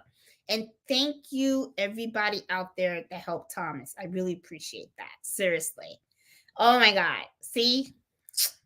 Now he's good. And so, and you know what's going to happen? We'll probably never hear from Thomas again because Thomas, he's probably still here going, Jeanette, I can't believe you said that. Because Thomas is going to be like, I'm too busy embroidering. He's going to be embroidering on that machine day and night. Okay. But I hope you are still on here. And I hope that I get to see those gorgeous embroidery designs that you make on your machine. So Thomas, I'm glad that you got this. Okay, cool. That is awesome news. I love it. Love it. Let's see. Okay. Peggy, when you press on the needle during tracing, is the needle that you have your finger on indicate exactly where the design will stitch? Okay. When you are tracing, okay, what you're doing is when you're tracing, the needle is going around to show you where the space that it's going to stitch. When it stops tracing, and you're going to see the needle goes like right in the middle. That middle point is the middle of your embroidery design. Okay, that is going to be the middle point of the design. So yeah, that's where it is. And another thing too, when you mentioned finger on there, be very careful embroidering, guys. A lot of people get their fingers stuck in those machines. Okay, Thomas, I hope you're listening because I know you're starting. Okay, use chopsticks. Okay, buy chopsticks. You don't even need to buy them. Go to a Chinese restaurant or something like that, whatever, or Wegmans, whatever. Just grab a stick, any kind of stick, okay, and use that, okay. Or look, I wouldn't use pens because you could accidentally have the pen out, and then all of a sudden you mark your fabric. But use the chopsticks, and you guys see me do this in videos where I use the chopsticks to kind of like hold the stuff in place. Don't put your fingers in there because believe me, I know that you will think it may not happen to you, but it's just like cutting fabric with a rotary cutter. Sewing and embroidery can be dangerous business. I'm telling you, it's dangerous business out there. You can cut those fingers and those needles can pierce those fingers. Okay, so you want to keep them. So make sure you use, chopsticks and stuff like that. Keep your fingers out of that area because if you mess up those fingers, forget about it. You're gonna be like, we've had a couple of accidents already. So I'm just telling you guys. Let's see. I accidentally used polymer stabilizer instead of Wallace on my projects and couldn't figure out why and it would not wash out because polymer mesh doesn't wash out. Water soluble is what washes out. Yeah, Carol, that's not going to come out. That's not going to come out. Lesson learned, lesson learned. And look at those happy faces from Thomas. Boy, he's smiling. If from ear to ear. I'm happy for you, Thomas. That's awesome. That is awesome. And yep, she has split applique designs with repositional hoop. And if you and she even has, guys, Jenny has videos on her channel because she has several of them using the repositional hoop. Okay, so I recommend you guys watch her channel. And what I like about Jenny is she is very detailed in her videos. Okay, she doesn't skip any steps or anything like that. She's very, very detailed. She tells you exactly what she's doing, why she's doing it. Okay, now if you don't like details, then okay, but I'm a detailed person. Okay, I don't like it when I watch videos and people skip steps, because then you're like, what did she do? What was that? Did I miss something? She does it step by step. And she has several videos on the 5x12.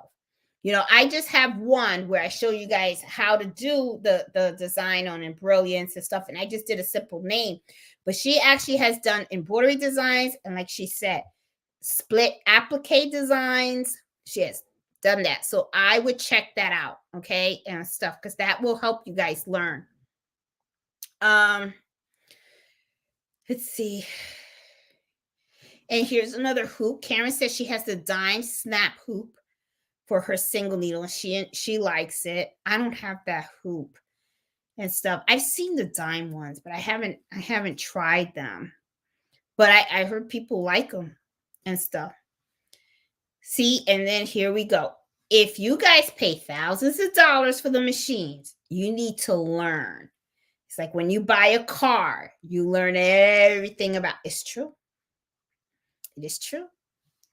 And you know what? It's so, so true. Heart, hands, heart, hands, heart. What? Liliana. Oh my goodness. Anyone have a Bernadette? Oh, that's how many stitches her design had? 120,000 stitches.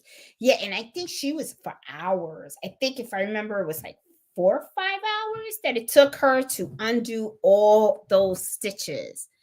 Oh my God. Oh God. Yes, Cindy, you can't. Yep. Crafty Puerto Rican will tell you how to, if that's, because that's exactly the machine that she has. Jenny has your machine. So she would be able to tell you and stuff. You're not cheap. You're thrifty. Yeah, I am. I'm thrifty. Well, I'm a super thrifty. I tell you what, because boy, you got to fight me for even a quarter. I'll be like, what? Like, why is it 25 cents today more? So I'm really up there. Jeanette, do the magnetic bobbins work on all multi-needle machines? Are different sizes? There are different sizes for the yes, there are, Karen. There's different sizes for the magnetic bobbins. Okay. I believe mine is the 124-34. And there's one that's an M size, which is bigger. Okay. But and they send me samples. I don't know why, because I don't fit my machine, I was gonna reach out to Liliana, see if they fits her machines, because I could give them to her, or Jenny and stuff. I don't know what machines that would fit, but I think they're the M size or something like that. But yeah, but the magnetic, it depends on the size. They have different sizes and stuff. The ones I use is the 124-34, and that's what I use for the multi needles. And I can actually use a magnetic bobbin on my SC1900 as well. There's a little piece that you can buy to give it a little lift, because the bobbins that I use on the multi needle machines are called sideless bobbin. So if you have the bobbin for my SC1900, you'll notice that it comes like the bobbin's in a plastic case. Okay, it has like little plastic sides.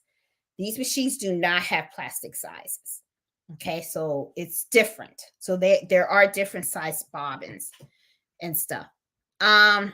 Oh no, Marlene, you gotta retire. I am retiring for tonight. Oh, okay. I thought you were gonna say, Marlene, that you were retiring. Okay, I was gonna say, she beat me.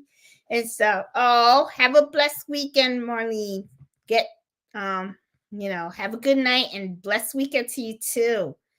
Um, Cindy, I test stitch everything. It has saved my butt. I'm telling you, it will. I mean, the one time you decide not to test stitch, you're screwed. And then you'll be mad. You will be mad and stuff. Hey, Annette. Thanks for you. Anytime. Um, and I use Embroidery Essential to work on the embroidery files. You can also use Corona digitizing software to reduce the size of your design. There you go, Cindy. There you go. You're hearing from the best. You're hearing it from the best. Where'd you get these blankets from? 5 and below. 5 and below, Marsha. Believe it or not, 5 and below. And they also have other styles. They also have the baskets with the ears that flop out. But I kind of like these. These were kind of simple and stuff like that. I actually bought them out and stuff. So yeah, but no, 5 and below, $5. And then I sold mine.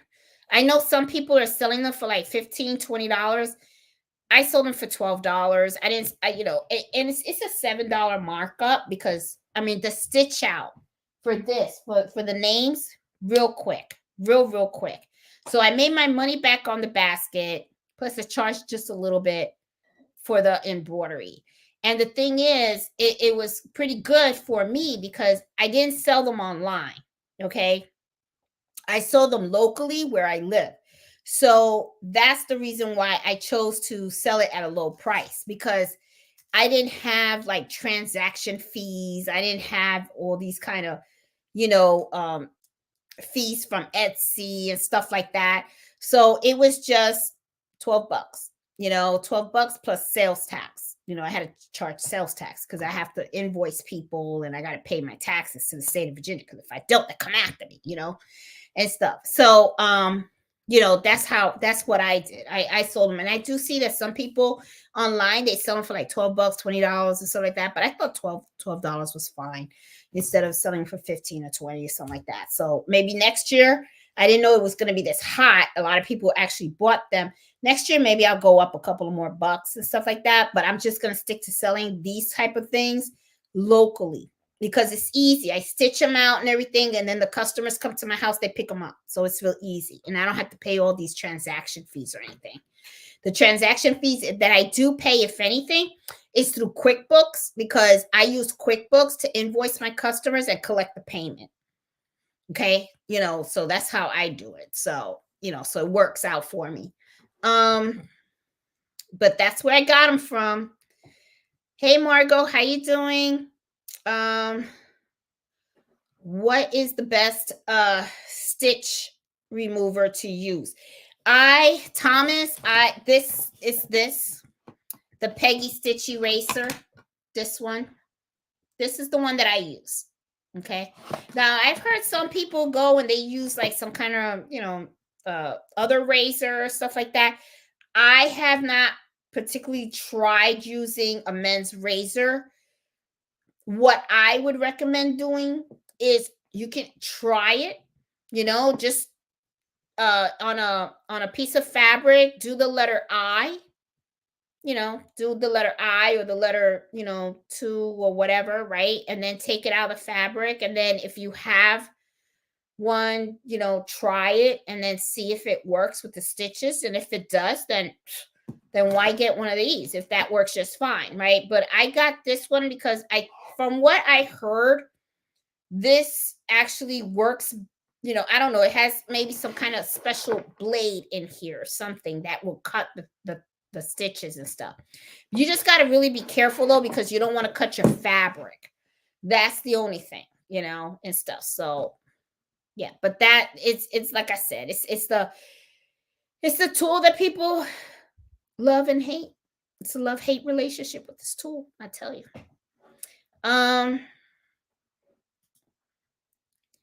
Hey, Denise, how you doing? I purchased 5 Easter baskets for the grandkids. Did you purchase them for me? I don't think no, because I'm not in California. I'm in Virginia. But maybe you're there visiting. I don't know. I think there was a Denise that bought for me. I'm not sure. I'm not sure. It's yeah, but let's see. 20%. There you go. 20% is the max. I knew there was a percentage. I just wasn't sure. Thanks, Jenny. Appreciate it. It's 20% that you can reduce or increase the size in brilliance. If you want to take it even smaller, then you need to use the file that is smaller than the one you're using and then go 20% from that. Yes. Yeah. And always test stitch. Even when you adjust the size, I recommend that you test stitch because you can screw up. You know what I'm saying? You don't want, and then you think, oh, I'm good, and then and then you're messed up. Let's see, everybody's excited for Thomas. Thomas, man, you're gonna see, you're gonna have to stitch something out. And you're gonna have to show it off, Thomas. If not, people gonna be like, what happened to Thomas? But you got it. You got it. And Correcty Puerto Rico says, I use chopsticks religiously with my embroidery. I do too. I'm telling you, I ain't losing a finger. I like my fingers. I'm using all 10. I'm keeping them too. Nope. No. Oh, and Joan said, I learned the chopstick method from you. Thank you. Hey, save those fingers. Save the fingers. Especially the middle finger. You may never know when you want to use it. Let me stop. I'm just messing with y'all. We got to be good people. We got to be nice, that finger can get a lot of people in trouble, Let's see. Janice, I have a request to embroider a very dense design over 25,000 stitches on a polo shirt. Yes. Should I double the cutaway stabilizer? Yes, you should. You should double the cutaway stabilizer. And also, depending on the design, you may want to slow down the machine a little bit. Make sure that you use fresh needles too, okay? When you first start off, okay?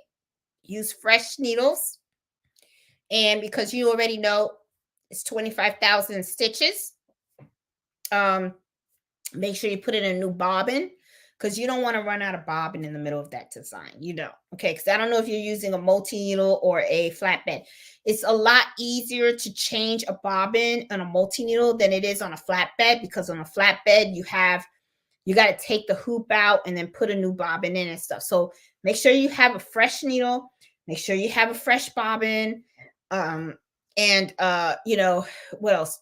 I use two, when it comes to dense designs like that, I use 2 sheets of cutaway stabilizer. I do. So yeah. Hey Bob, how you doing? So heads up. Oh, yep, they surprised. They let me in without a business license, but you can show them your Etsy or personal. There you go. Bob, I'm glad that worked out. And for you guys that don't know, this place right here, Hab and Dash, is actually Hab and then a + dash. If you're looking to buy those magnetic bobbins, okay, that's the place to go. Because I know Bob was asking about that. They're cheaper.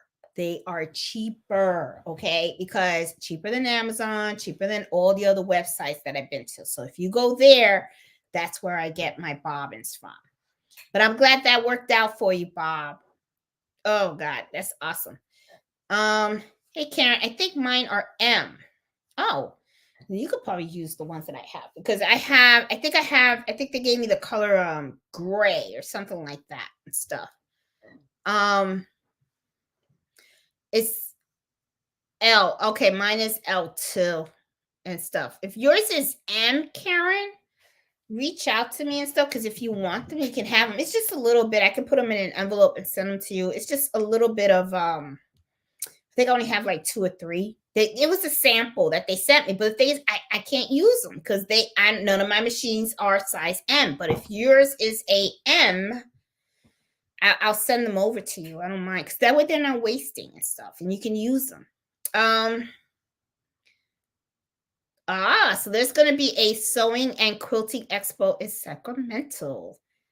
You should go because you'll love it. You'll love it.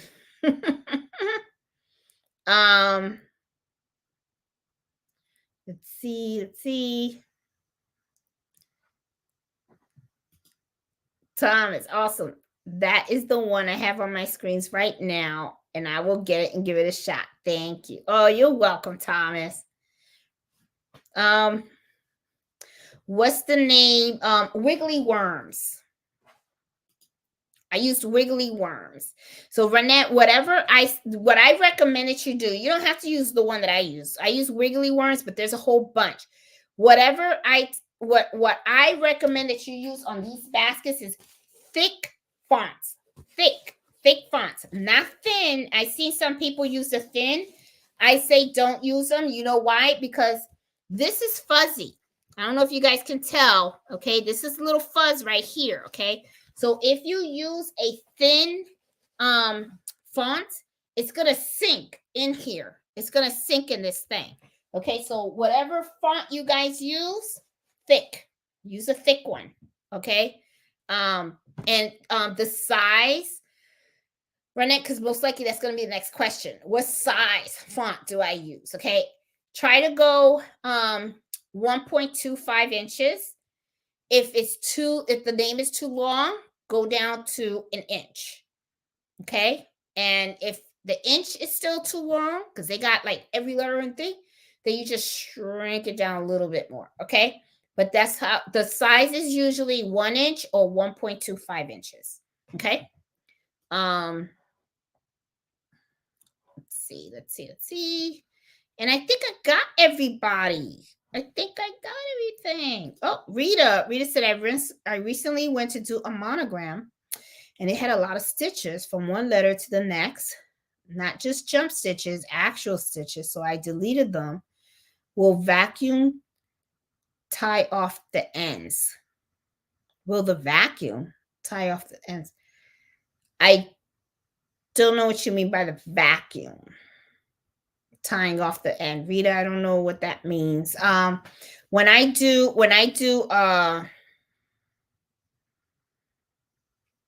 oh, okay, you had a lot of stitches from one, and they were jump stitches, just actual stitches. So I delete. So I'm assuming that you cut them. Then will the vacuum tie off the ends? If you are afraid that you think they're going to unravel, because I think that's what you're getting at, that you think the stitches are going to unravel. If you feel they're going to unravel, then I would put fray check in the back of it, because that fray check is kind of like a little glue, right? So I would just put a dab of fray check, and that would help prevent the unraveling. Another thing also that you can do is you can put a covering in the back of it, like Tender Touch, okay? Because the Tender Touch has like the adhesive that will prevent unraveling as well. So you can do that as well. So those are 2 things that you can do, okay? So yeah. Oh, and then this is another thing too. Yeah, and I'm not gonna go. I was thinking about going, but then I was like, oh, I don't think I'm gonna go. But New Jersey, they're having the Impressions Expo in Atlantic City. You know, and I believe the Crafty Puerto Rican's gonna be there and stuff. I'm still on the fence of it. I don't know if I'm gonna go or not. Because I have been pretty exhausted lately.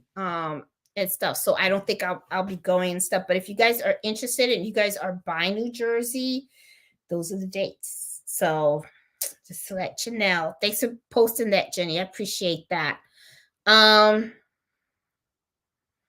the vacuum cleaner. Oh my God. I know what you're talking about. Okay. That's the density thing. Rita, I had a brain fart time. Okay. A moment of a brain fart. Okay. If you deleted the that, if it depends how you delete it, you have to make sure you hit the stop. Okay, and then when you go to the next one, you hit stop, and then you go, and then that stop is gonna put in a tie. It's gonna put in a tie and stuff like that. And then the vacuum cleaner will clean off the ends. Yes, and it does. And the vacuum cleaner, let me tell you something. What the vacuum cleaner also does is it removes unnecessary stitching. So it actually, like you'll notice when you have a design up on Embrilliance, it'll say 10,000 stitches, right? So let's say you then hit the vacuum cleaner, right? Which is the density repair kit. For those of you guys that don't know out there, that's what Rita's talking about. So the density repair kit, what it does is it looks at a design. And if it's too dense, it looks for unnecessary stitches. It'll eliminate those unnecessary stitches. So instead of having 10,000 stitches, it found 2,000 unnecessary stitches. It's going to remove that. And the next thing you know, you're just going to be stitching 8,000 stitches. And the design looks great and stuff like that. So it's just taking away that. Yes, Bob, you're right. There you go. Do you think that density repair is necessary if you already are pretty good at digitizing? It isn't, Bob. But see, this is the thing. Sometimes what happens though is that when you buy designs, sometimes people are not that great at digitizing. Okay. And they have all these hidden stitches and all that kind of stuff and everything. So that's when I like to use that, because I like to, why would I want to waste extra thread if I don't have to? And the thing is, it's not just the extra thread. It's the time. Okay, because remember, stitching is time, right? So if I can eliminate 2,000 extra stitches, that's a couple of minutes that I just saved off my machine. That's like 20 minutes, okay? Because my machine does 1,000 stitches per minute.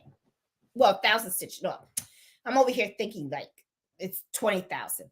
But all right, so 2 minutes. All right, so it saved me 2 minutes. But still, I want my 2 minutes. Okay, so that's what I'm saying. So to me, it's kind of like you save a little bit on the thread, you save a little bit on the time. So to me, it's kind of worth it. But if you design your own stuff and you know what you're doing and you know that all the stitches that you laid out on that design is necessary, you don't need it. You're fine. Haley Williams, every time I use embroidery boards when I embroider on my SC19 easy to smooth stabilizers to keep everything out of the way. Also, when I do a test stitch, I use some of at least used threads colors to stitch. I don't know what embroidery boards are. I bet you I've seen them and I probably just don't know what it is and stuff. Yeah. Oh, and then Denise saying I starch my quilting cotton fabric before cutting. Yeah, I saw that the Crafty Puerto Rican, she talked about that, and she was like, I don't pre-wash anything. I mean, some people do. Some people take their fabrics and put them in the washing machine, they dry them, and then they iron them. I'll just starch it because she says the starch shrinks it for you. So, you should be fine, I plan to upgrade in Brilliance Essentials. What program do you recommend I upgrade first? Enthusiast or Stitch Artist? Enthusiast. And I'm going to tell you why. Because Enthusiast is what's going to give you the knockdown stitches. And that is going to help you to be able to embroider on other types of materials where you need the knockdown stitches. The reason why I say that instead of Stitch Artist 1 is because Stitch Artist 1 and Stitch Artist 2 and Stitch Artist 3 is more for digitizing. So if you want to learn digitizing, then I would say Stitch Artist. Okay. Personally, I'm a machinist. Okay. And I just like to really embroider. And I like to do small modifications to designs that I need to do. What I like about the Enthusiast is that Enthusiast has the knockdown stitches. So in some of the videos that you see me do, sometimes I'll have blankets where there's like a lot of fuzz and stuff like that. and I need to add knockdown stitches so that I can make it a more smooth embroidery design. So to me, the knockdown stitches functionality is so worth the money. It really, really, truly is. So to me personally, it's enthusiast. It would be enthusiast, and I am not a digitizer. I have Fossil do all my digitizing for me.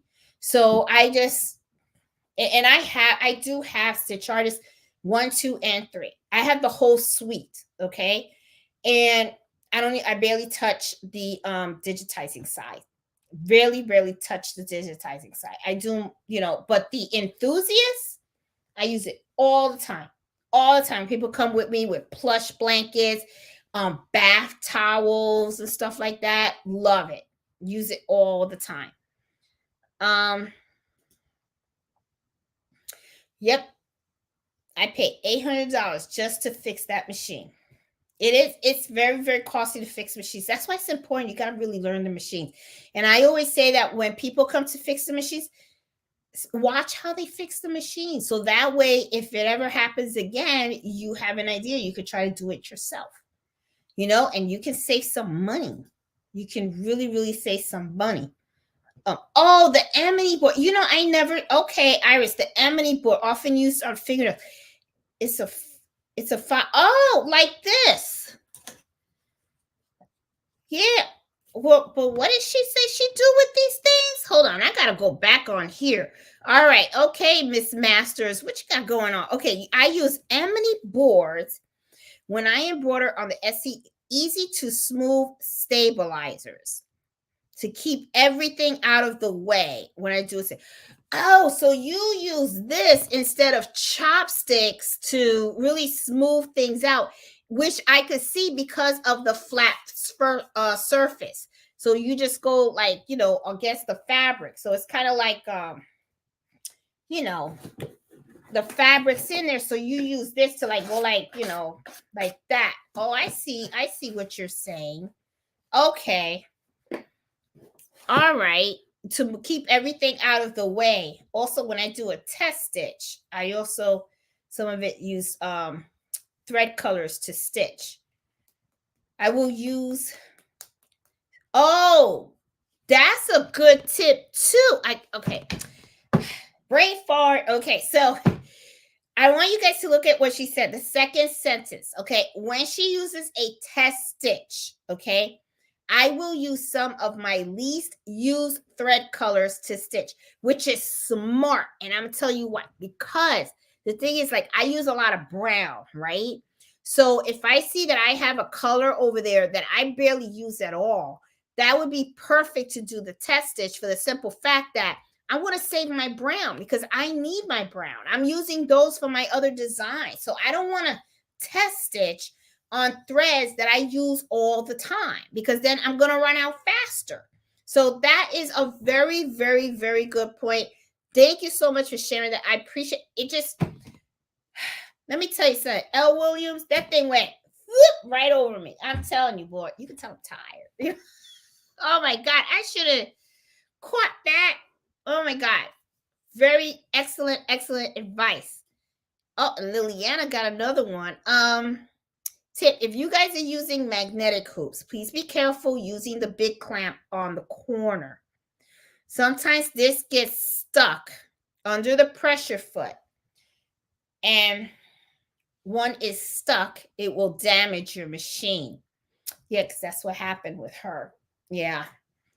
And I have not used clamps. Well, I did use clamps once, and that was when I had my Carhartt jackets, because they were so super thick and stuff, that I used it. So yeah, but yeah, I can't say I'll get this, at least digitize it to the experts. Yeah, digitizing just isn't my thing. Have you used a jumbo hoop for that one? I do have a jumbo hoop, but guess what, Carol? You know what I did? I got the wrong size. Okay, I got a 14 by 16, and it should be a 14 by 14. I have so I have to order the right size, which is the 14 by 14, not the 14 by 16. But I do have it. I have not actually used it. And I'm gonna be honest. I think the reason why I haven't bought, the right size is because I really don't know if I ever want to embroider that big. Okay, if I do something that big, it would probably be because I want something for myself. I don't see myself doing. I don't want to embroider stuff like that big. You know why? Because that's a lot of time to embroider. Okay, a lot of time, and I kind of prefer. I don't like having a design that takes more than an hour. It's just me. It's just and thankfully nobody has come to me and said, "Hey, can you embroider something this big?" I'm like, I shy away from it and stuff. It's just too much. I just don't want to do it. It's like that, you know. Um, Expensive. Yep.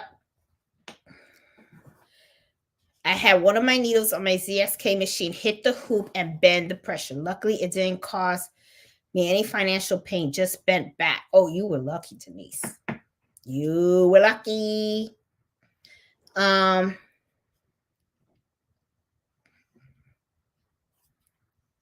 Oh, Kim's using the alpha. It's great if you have fonts that don't come in BX. My fonts are in my jam and the program is going up. See, I buy all my fonts in BX. I have them all in BX. So that's why for me, Alpha Tricks isn't like worth it for me. But if you do have fonts that are not BX that you use a lot, then I could see the value in that, Kim. But I always bought my fonts in BX, always and stuff. So guys, I think I got everybody's questions and stuff. I think I am good. I'm tired. I'm exhausted. And yeah, and then tomorrow I gotta work. I got someone that's coming with 30 caps for me to embroider. They'll be dropping them off early in the morning. So I'll be working on that order. I also have another order for a polo shirt, and then I have to do some test stitch outs for some customers because they're going to be bringing in bulk order of polo shirts that I have to do. Supposedly it's a simple design. Fossil already digitized it for me, so that should be pretty easy for me to do. So it's going to be a nice test stitch. So once I test stitch it, I'll send it out to the customer and get their approval, and then they're going to drop off the shirts. I'll send them the estimate, and then they'll bring the shirts and stuff, and then I'll just get them done. So I'm hoping to have all the hats done, and that one polo shirt done, and finalize the order for the other shirt that I had to test the logo for. And then I'm sure next week they're going to bring in their shirts. So it's like, it's just a lot. It's a lot. But I got to do it. So, but I do love it. I will say this. I enjoy embroidering. I really do. Like I said, this is my spot. And a lot of my friends don't understand that because I have friends that before I was embroidering, I used to go to wineries a lot and all that kind of stuff with them. And we used to have a good time and everything. But I just feel like I'm in another time in my life where I actually like this space because I feel like this is like where my little spot. I do like to enjoy and meet people and go out once in a while and have dinner and all that kind of stuff. But this is like my little relaxation spot. And so when I'm doing my embroidering and I'm doing my thing, I really feel good about it. I don't know. It's just what I really love to do. So anyway, guys, I hope you like this week's Embroidery Happy Hour. If anything, we got Thomas straight. Okay. He is happy with his machine. And I really appreciate all you guys in the chat that chimed in and gave him all that fabulous advice to finally get him up and running. I think that is so cool. That's why I love the community that we have, because everybody always steps in and helps and stuff. And I think that is like so super awesome. So guys, I hope you liked today's video. And if you did, please give me a thumbs up because it really, really does help the channel a lot. If you're new, please consider subscribing. I do Embroidery Happy Hour every Friday. I am going to start posting much more videos. I'm planning on taking this week, this weekend to do more videos if I can while, I take breaks during my orders and stuff like that. So yeah, and get things going because I really like teaching you guys different stuff about embroidery. So please enjoy those machines. Don't be afraid of them. Hug them, love them, and just do some fabulous stuff with that. Okay. So I will talk to you guys later. You guys have a great weekend. Please be safe. Please take care. And I will talk to you guys next Friday. So I'll see you later. Bye. Have a good night, everyone. Bye.